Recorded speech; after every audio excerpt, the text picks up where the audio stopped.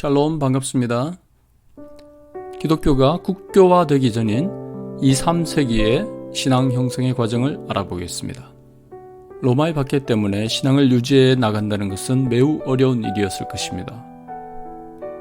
그러면 어떻게 신앙을 유지해 가고 신앙 성장을 위해 성도들을 가르쳤을까요? 오늘은 신앙 형성의 교육을 이해하기 위해서 먼저 이 시대의 배경을 알아보겠습니다. 이 시대는 예수님의 시대와 마찬가지로 로마가 통치하던 시대였습니다. 로마가 통치했던 시대는 혼합 종교의 시대였습니다. 각 나라에서 온 온갖 잡다한 신들이 로마뿐 아니라 로마의 속국에 모여 있었고, 로마 정책에 따라 그 신들을 섬기는 것을 허용하는 정책을 폈습니다. 로마 제국은 어떠한 신을 섬기든 그 신의 꼭대기에는 최고의 신이 있다고 믿었습니다. 이것을 헤노데이즘이라고 합니다. 모노데이즘, 폴리데이즘, 헤노데이즘, 아데이즘의 차이점을 보겠습니다.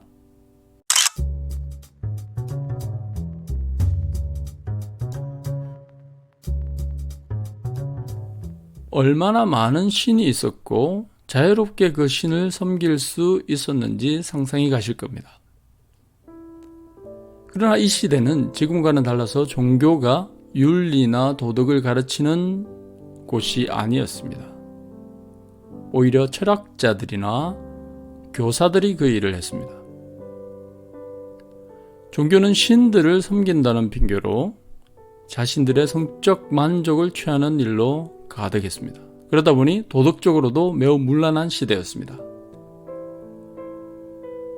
게다가 노예제도나 동성애, 매춘 등은 이미 잘 알려진 로마 제국의 특징이었습니다.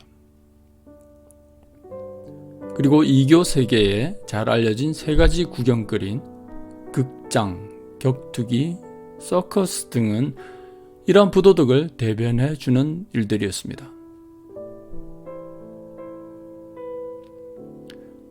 이 시대는 혼합 종교의 다원화, 부도덕한 생활뿐 아니라 기독교인들에 대한 박해로 잘 알려진 시대입니다.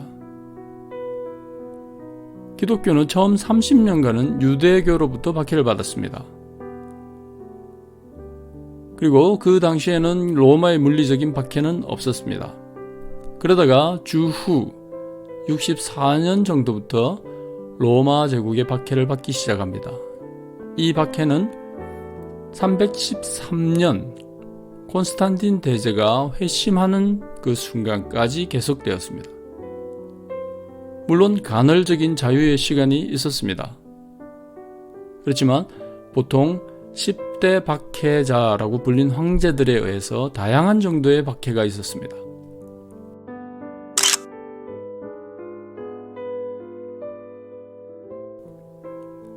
이 박해는 종교와 사회와 정치와 철학과도 얽혀 있었습니다.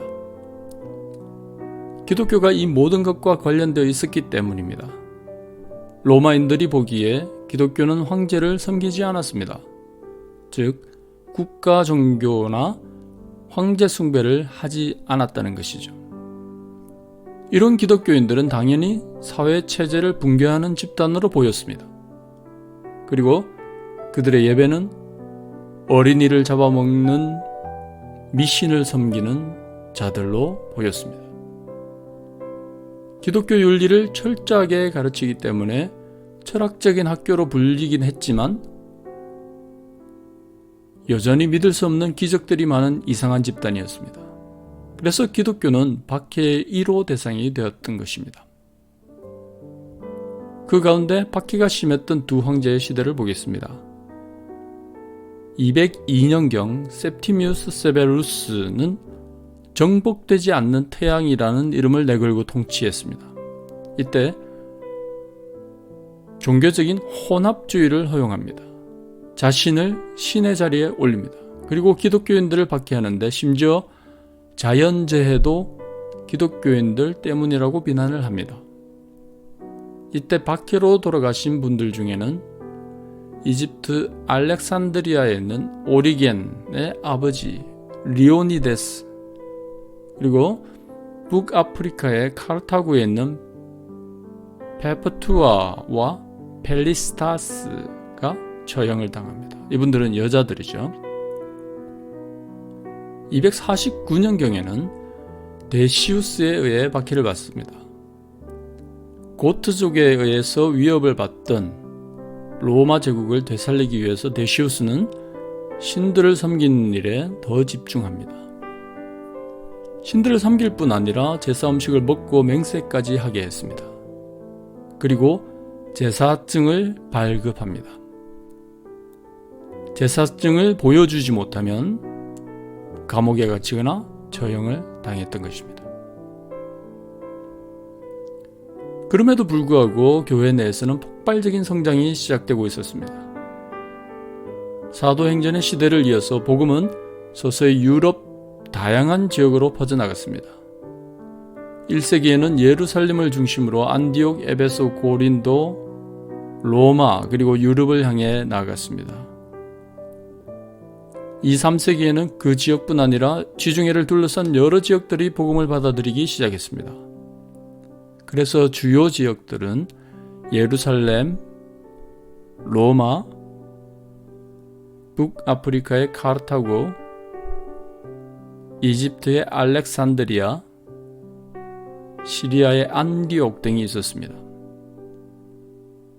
그렇지만 이 시대는 아직 프로토 오르소독스라고 하는 콘스탄틴 대제의 회심 후에 있었던 4세기의 이 하나로 된 교회, 그 교회는 아직 아니었습니다. 그래서 이 주요 도시들을 중심으로 다양한 신학적인 자기 차별화, 셀프 디퍼런시에이션이 있었습니다.